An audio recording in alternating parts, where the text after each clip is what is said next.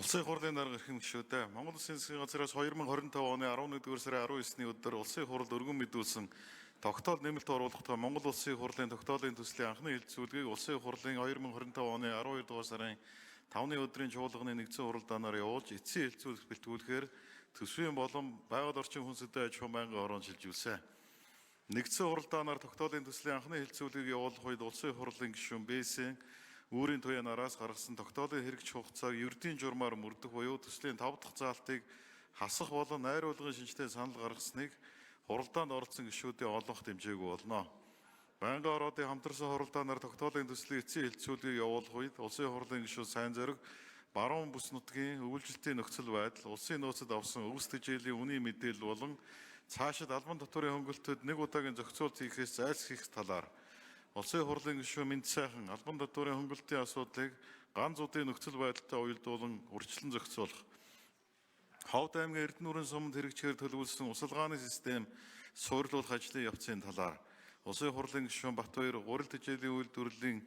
хэрэгцээ шаардлагыг харгалзан татварын хөнгөлөлт үзүүлэх боомтыг нэмэгдүүлэх боломжтой эсэх. Улсын хурлын гишүүн Замир Улаанбуудайн гурил болон малын тэжээлийн нэмэлт бүтээгдэхүүнийг айлын албан татварын тухай хувь хэмжээг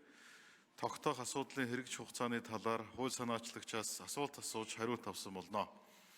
Төсвийн болон байгаль орчин хүн сэдвийн аж ахуйн байнгын хорооноос тогтоол нэмэлт оруулах тухай Монгол Улсын хурлын тогтоолын төслийн талаар хууль зүйн зөвлөмж гаргуулах хүсэлтийг Улсын хурлын тамгын газарт гарган тамгын газраас тогтоолын төсөлд хууль зүйн зөвлөмж гаргасан.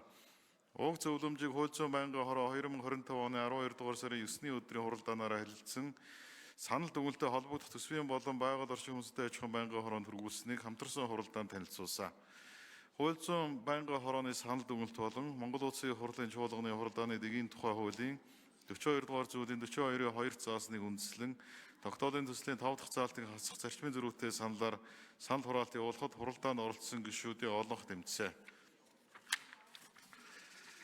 Байнгын хорооны хамтарсан хуралдаанаар олонхын дэмжлэг авсан зарчмын зөрүүтэй санал төслийн эцсийн хуулбар болон эцсийн хэлэлцүүлэлт бэлтгэсэн талаарх танилцуулгыг та бүхэнд хүргүүлсэн болов. Улсын хурлын эрхэм гишүүдээ тогтоол нэмэлт оруулах тухай Монгол Улсын хурлын тогтоолын төслийг эцсийн хэлэлцүүлэлт бэлтгэсэн талаарх танилцуулга болон зарчмын зөрүүтэй саналыг хэлэлцэн шийдвэрлэжихийг та бүхнээс хүсье. Анхаарал тавьсанд баярлалаа.